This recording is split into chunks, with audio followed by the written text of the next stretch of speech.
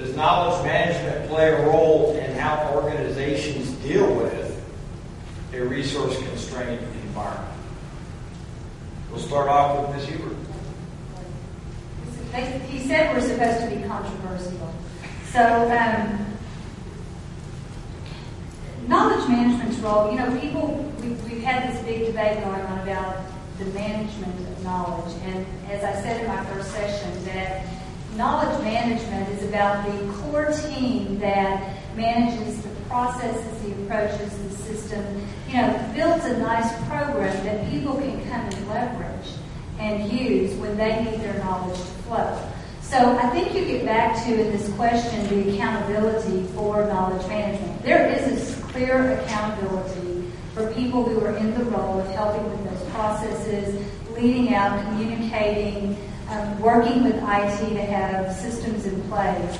And there is an investment required for that, both in people and in any type of system that you're using. And the larger, more complex system you are, and you want it all connected and integrated, the more dollars you're probably going to have to invest. But there's also this other, there's the dark side of all this. The reason we like that when IT solutions or systems purport saying, oh, here is your knowledge management solution, it's because it takes the accountability off of where the knowledge sits, because we think it's just going to jump in some system or into some process and magically disperse or provide someone a best practice.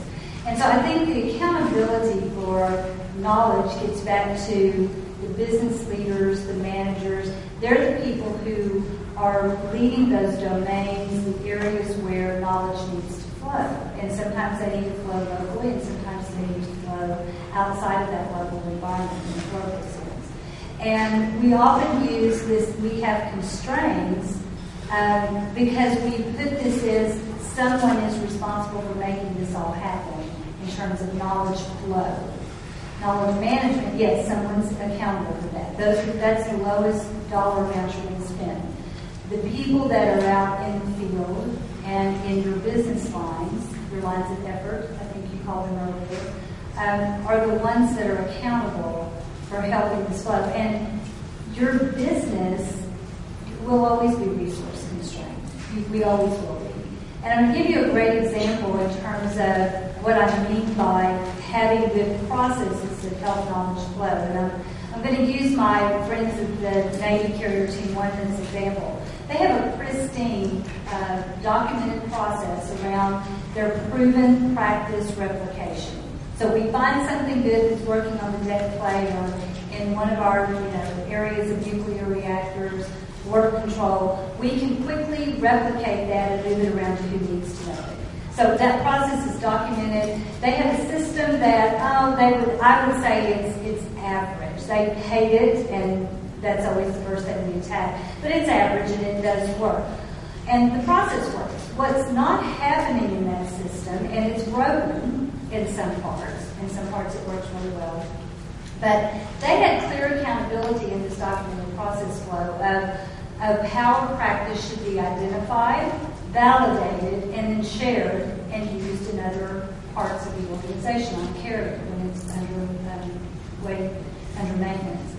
And it wasn't working. What they immediately did, instead of saying we should fix the process and look at the accountability where it lies on getting a practice, a proven practice to flow, let's just put a resource, a person in place to bridge that process, opposed to fixing the process and holding people accountable.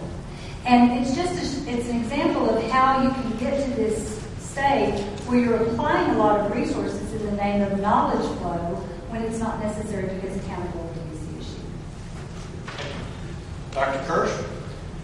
I guess all these questions are kind of easy ones. They're all a yes. So obviously there is a connection. It's kind of silly to sit here and say there wasn't.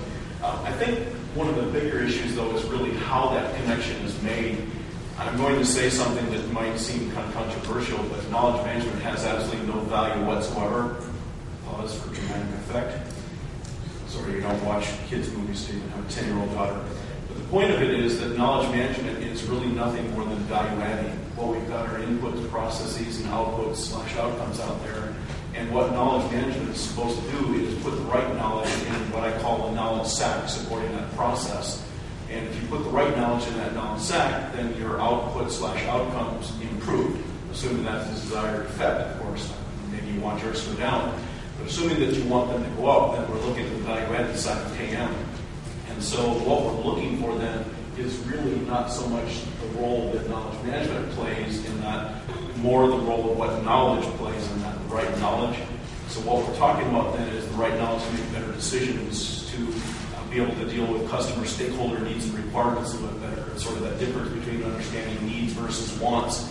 We try to deliver to wants, thinking that they're needs, we end up in an unhappy place at the end of the day. So having the right knowledge available to us then improves those processes that we've got, which then produce that economic gain. There are all the big studies out there. They talk about Gartner, KPMG, any of those folks. They talk about the benefits that we get from knowledge management, and always up at the top of the list is enhanced decision making, economic improvements, better meeting stakeholder customer needs, things like that. So clearly the point then of knowledge management is to make sure that knowledge that is needed to provide that value added to achieve those benefits is where it is when we need it. Mr. Moore?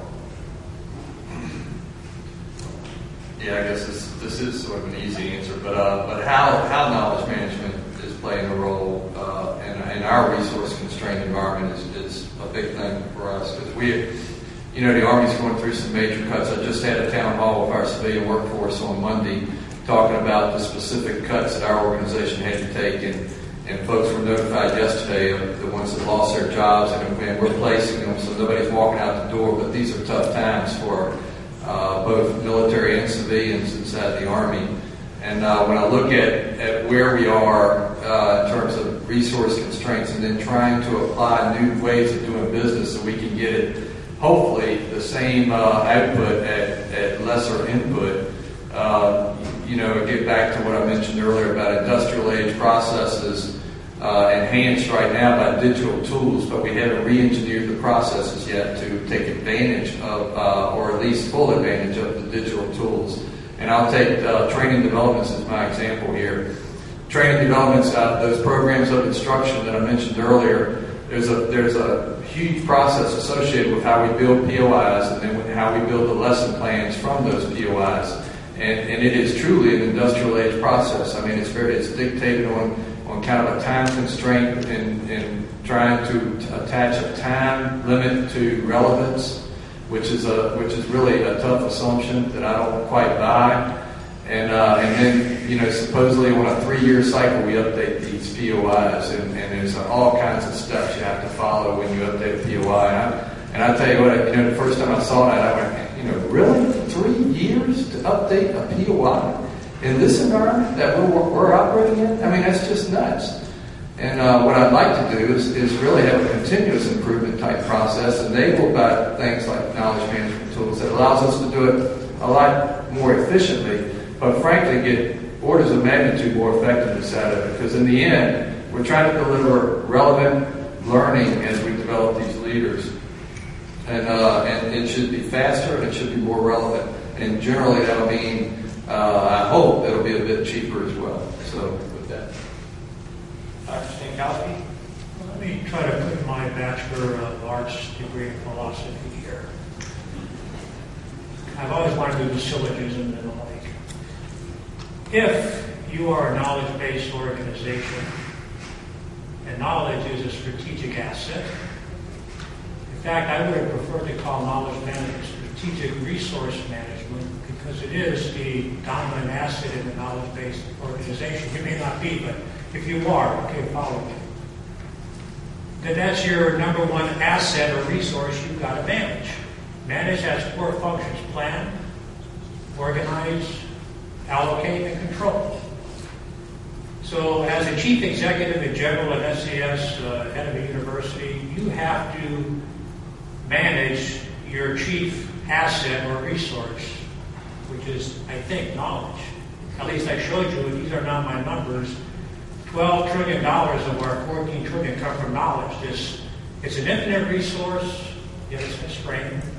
We often think we find it in the organizations, which is only minimum. We get more knowledge from our competitors, our customers, our allies. The biggest flaw in KM is we only look internally. Knowledge is a freebie. Well, information and data is a freebie. What you do with it and convert it, because there's too much information. So if knowledge is and I look at knowledge in three ways. I put them in three buckets: critical, important, and nice to have. Everyone is chasing everything, but we never separate them. Remember the operations order, the commander's critical intelligence requirements? You say nice to have, or is it critical? So if I'm building a 787, I need to know what my critical knowledge assets are, not only amongst Boeing, but amongst my 1,000 partners worldwide. So knowledge management to me is nothing more than strategic asset management. It's not a project, it's not an initiative, it's not a sideshow, it's not something I have to justify, it is the essence in a knowledge-based company. So you're always going to have constrained resources as a leader. Find me an executive that has unlimited resources and I'll show you a myth. And I was an executive myself and I ran operations. So knowledge, if that's your critical resource, it is constrained, but how you manage it. And maybe I need to give you my definition of knowledge management. It's very simple. It has nothing to do with sharing, because I don't like sharing. I can share with you all you want, but you walk away and you go back to your dinner and you have a nice day. It's leveraging. If you can't get 1 + 1 is equal to 5 or 20, if you're sharing, that doesn't excite me. I get return on assets, return on resources. I'm leveraging them smartly. Remember IBM's do things smartly? Leveraging relevant. Relevant is what? We don't need metrics. You look at your objectives at every level. That's your measurement thing. Am I producing the 787? Am I producing a tire in 2 minutes? Knowledge has many shades and characters. Leveraging relevant knowledge assets. That's my definition. No more, no less. So that question is kind of different for me, but knowledge management is the only game in town in a knowledge-based economy. And so I don't know what we're talking about here. See what I'm saying? Maybe